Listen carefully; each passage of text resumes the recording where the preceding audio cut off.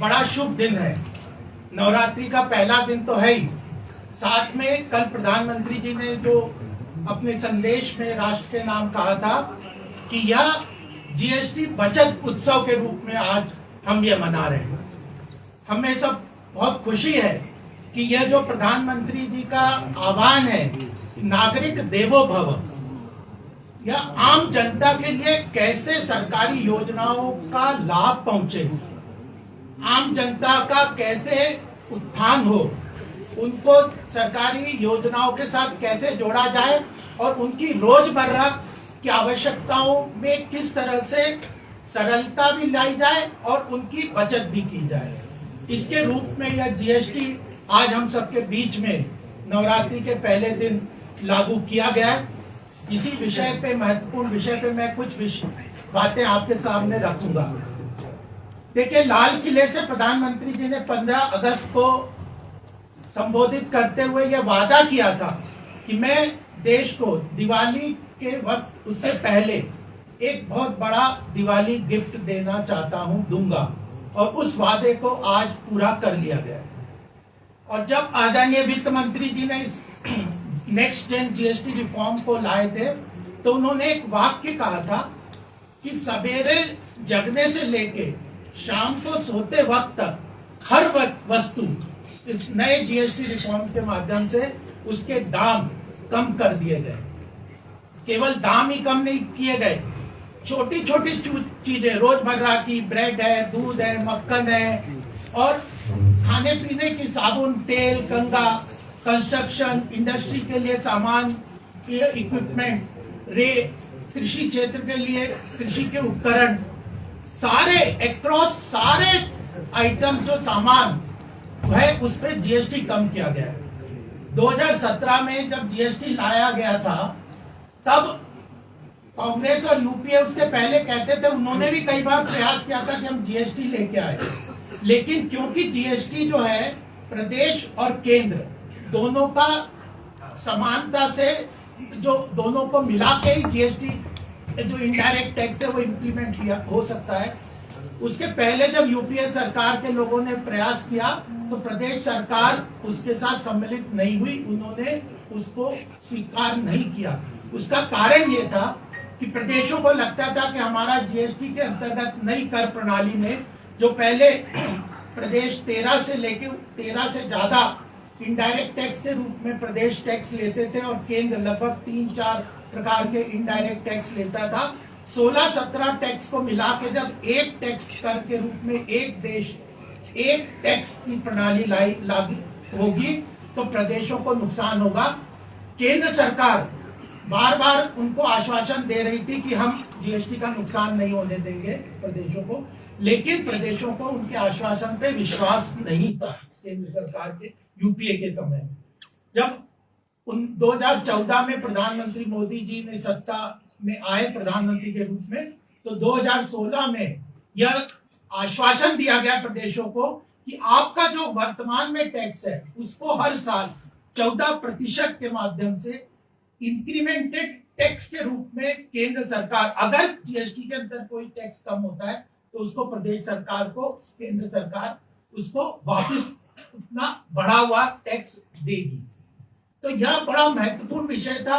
एक तो केंद्र की क्षमताओं पे प्रदेशों को विश्वास नहीं था, लेकिन मोदी जी के नेतृत्व में यह बड़ा रिफॉर्म लेके जीएसटी आए। और जब 1 जुलाई 2017 को यह टैक्स आया था तो उसको संसद में प्रधानमंत्री जी ने कहा था कि यह आर्थिक आजादी का दिन है, और आज 56 अमेंडमेंट हुए 2017 से लेके 2025 तक 56 बार इसका सरलीकरण, इस प्रक्रिया को टैक्स जो तकनीकी रूप से बहुत मजबूत तरीके से उसका स्थापित किया जाए उसको सरकार ने किया है।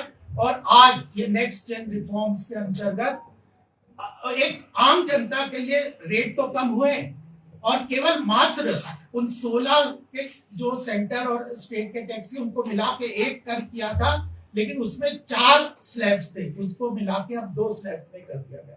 और सबसे महत्वपूर्ण बात है कि जो पहले था 5, 12, 18 और 28% के स्लैब थे और हर व्यक्ति इन टैक्स को देता है, 90% आइटम जो 12% के टैक्स स्लैब में थे उनको 5% के स्लैब में लेके आ गए, यानी लगभग 7% का टैक्स का रोजमर्रा के आम जन के जो उपयोग की वस्तु है उनको 5% के टैक्स में या 0% के टैक्स में लेके आए। ऐसे ही जो 28% के टैक्स स्लैब में थे उनको घटा के 12% 18% के अंतर्गत टैक्स में लेके आए। दूसरा, केवल ये आम जनता का ही लाभ नहीं है बल्कि देश आर्थिक रूप से संपन्नता की तरफ बढ़ रहा है, आर्थिक रूप से वैश्विक स्तर पर एक इकोनॉमिक पावर के रूप में बढ़ रहा है। तो इसके लिए व्यापारी वर्ग, छोटे लघु उद्योग, इंडस्ट्रियलिस्ट, कृषि क्षेत्र के लोग के काम करने वाले, इन सब के लिए भी सरलीकरण की प्रक्रिया भी इसमें किया गया है। मात्र 3 दिन में जीएसटी के अंदर कोई नया व्यापारी हो उसको 3 दिन में उसका रजिस्ट्रेशन कर दिया जाएगा। पहले महीनों 6 महीने साल लगते थे, इधर उधर धक्का खाते थे, इनडायरेक्ट टैक्स में कई डिपार्टमेंट में जाना पड़ता था। अब 3 दिन में उसका जीएसटी के अंदर रजिस्ट्रेशन कर दिया जाएगा। पीछे व्यापारियों को इसमें था कि इनपुट टैक्स क्रेडिट जो रिफंड होता है, क्योंकि जीएसटी में टैक्स कम हो गया है तो रिफंड बहुत मिलता है व्यापारियों को। उनको मूल्यों का कम करने के कारण उनको जो रिफंड मिलता है सरकार से उसको बहुत समय लग जाता था। अब नेक्स्ट जेन रिफॉर्म्स में 90% रिफंड तुरंत दे दिया जाएगा, केवल 10% को रहेगा जो रिकंसाइल करने के लिए समय लगता है, कोई रिटर्न में दिक्कत हो जाती है। तो 90% रिफंड तुरंत मिल जाएगा, 3 दिन में उसका रजिस्ट्रेशन हो जाएगा। और कई बार जैसे हम कई बार देखते हैं कि जैसे ये माइक है, इसका तार कहीं बन रहा है, इसका बैटरी कहीं बन रही है, ऐसे जब जो टैक्स स्ट्रक्चर के अंदर जो आइटम्स अलग अलग आते हैं उन पे क्लासिफिकेशन की समस्या होती है, जिसके कारण उनको हैरासमेंट होता था। किसी आइटम पे 12% है, किसी पे 5 है, किसी पे 0 है, किसी पे 18 है। तो उन आइटम्स की क्लासिफिकेशन को भी यहाँ पे सरलीकरण किया। तो सरलीकरण किया है, 2 ही स्लैब के अंदर टैक्स कर दिया गया है। आम जनता को मैक्सिमम तरीके से 5, आम जनता की रोजमर्रा की आवश्यकताओं को 5 और 0% के टैक्स स्लैब में कर दिया गया है। और जो ज्यादा लग्जरी आइटम्स थे, ज्यादातर जो बड़े बड़े आइटम थे उनको भी 28 से घटा के 18%। तो ये पूरी व्यवस्था है, नई व्यवस्था है, आम जन के हित के लिए व्यवस्था है, आम जन व्यापार को आगे बढ़ाने के लिए। प्रधानमंत्री जी ने कल तो बहुत कहा कि एमएसएमई, लघु उद्योग, छोटे व्यापारी, छोटे इंडस्ट्री, इनके लिए एक बहुत बड़ा एक इकोसिस्टम तैयार किया जा रहा है इसके अंतर्गत, ताकि वो आसानी से, सुलभता से, सरलता से अपना व्यापार करे। प्रोसेस को रिफॉर्म भी किया जाए। और जब आर्थिक तेजी से देश आगे बढ़ता है तो ग्लोबल लेवल पे उससे बहुत, वर्ल्ड में अगर ग्लोबल लीडरशिप उसको आर्थिक रूप से भारत को अचीव करना है, विकसित भारत को के लक्ष्य को अचीव करना है, तो उसको आर्थिक रूप से कई रिफॉर्म्स करने हैं। और उसमें एक महत्वपूर्ण रिफॉर्म हमारे सामने ये आता है। तो मुझे लगता था कि यह एक बात आपके सामने मैं रखूं, विकसित भारत के लक्ष्य को पूरा करने के लिए एक महत्वपूर्ण योगदान इस जीएसटी के माध्यम से होगा। आम जन के लिए सवेरे से लेकर रात तक की उसकी व्यवस्था, उसकी आवश्यकताओं को पूर्ति करने का यह काम होगा। और जब आज मैं यहाँ पे हिमाचल में, शिमला में हूँ, तो मुझे कुछ बात आपको थोड़ी यहाँ की बजट के और जीएसटी के माध्यम से भी बताना आवश्यक लगता है, क्योंकि ये आपके मन में बहुत सारे प्रश्न होंगे। कई बार प्रश्न उठा था कि यह जो स्टेट को कंपेंसेशन मिलेगा, अगर नई प्रणाली में उनका जो पहले टैक्स था, 13 से ऊपर जो टैक्स लेते थे, 13 कैटेगरीज में टैक्स लेते थे, तो जीएसटी में 1 टैक्स 1 नेशन के माध्यम से जो टैक्स होगा, तो उन स्टेट्स को नुकसान कुछ स्टेट्स को होगा।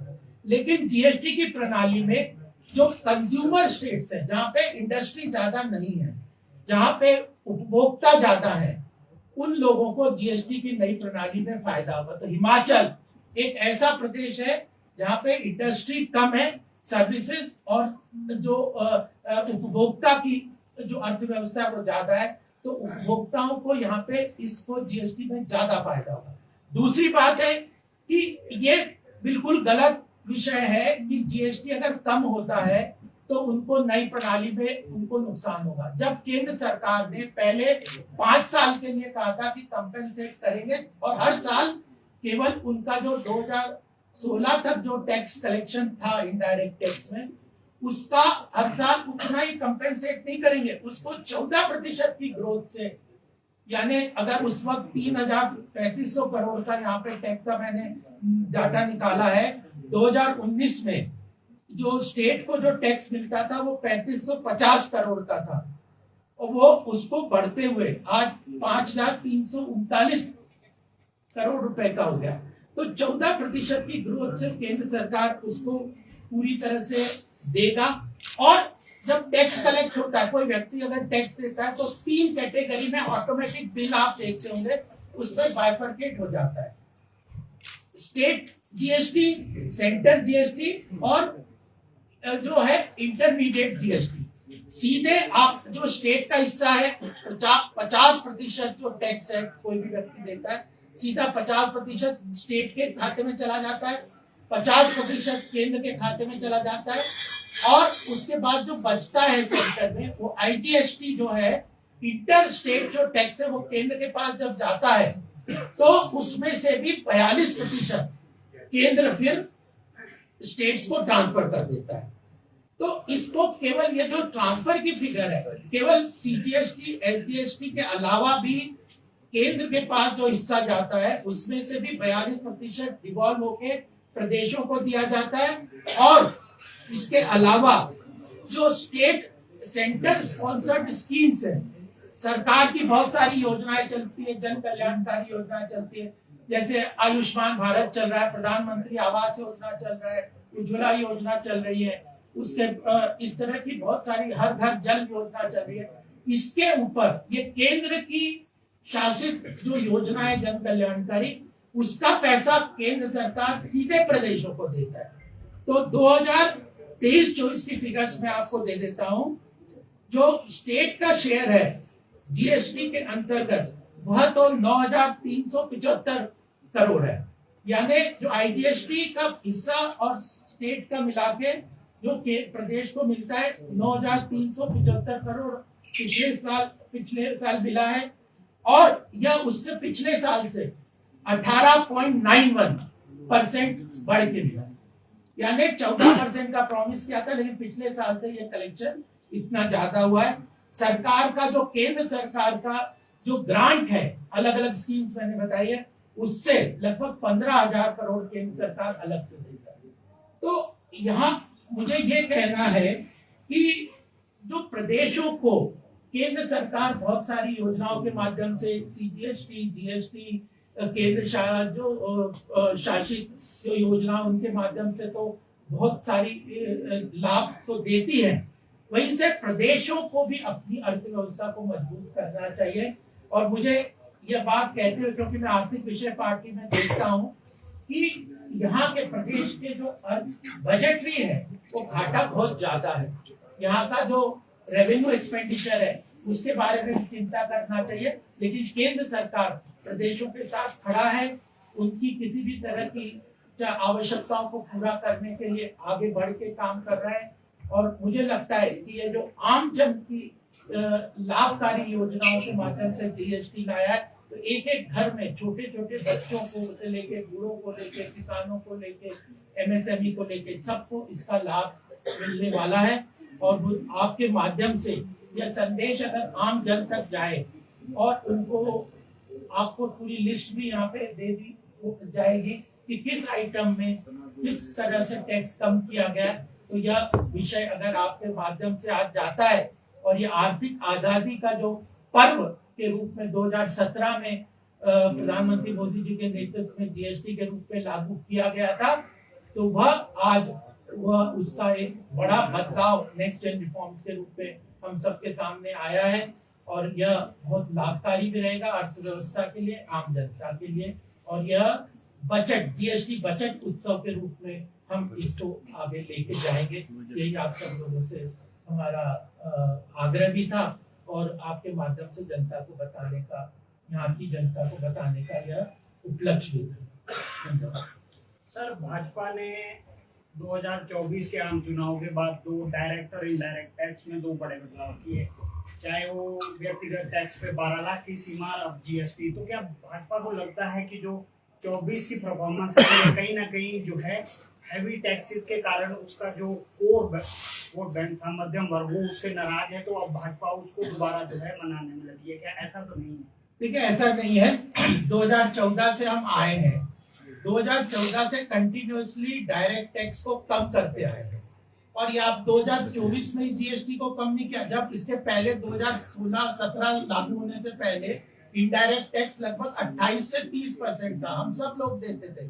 कई लोगों को ये लगता है कि जो टैक्स है वो केवल कुछ ही लोग देते हैं, जीएसटी सभी लोग देते हैं इनडायरेक्ट टैक्स, और उसका एवरेज जो बर्डन पड़ता था आम जनता पे वो 28 से 30% था। और जब 2017 में ये जीएसटी लागू किया गया तब एवरेज इसको ये था टैक्स न्यूट्रल में 15.5% का टैक्स। और ये 2020 में वर्ल्ड बैंक की एक रिपोर्ट आई थी, जीएसटी के अंतर्गत 11.6% का एवरेज टैक्स आम जनता को पड़ रहा है। और अब ये तो मैं 2020 की बात बता रहा हूँ, अब तो वो और भी कम हो जाएगा। तो ये 24 से इसका रिलेशन नहीं है। एक तो जीएसटी हम 2017 से इनडायरेक्ट टैक्स को कम करते आ रहे हैं, उनके स्लैब भी कम करते जा रहे हैं, उसको रैशनलाइज भी कर रहे हैं और उसको सरल भी कर रहे हैं। तो इनडायरेक्ट टैक्स को 28 से लेके आज हम 5, 0 और 18% के टैक्स स्लैब में लेके आए हैं। तो एक तो ये बात है।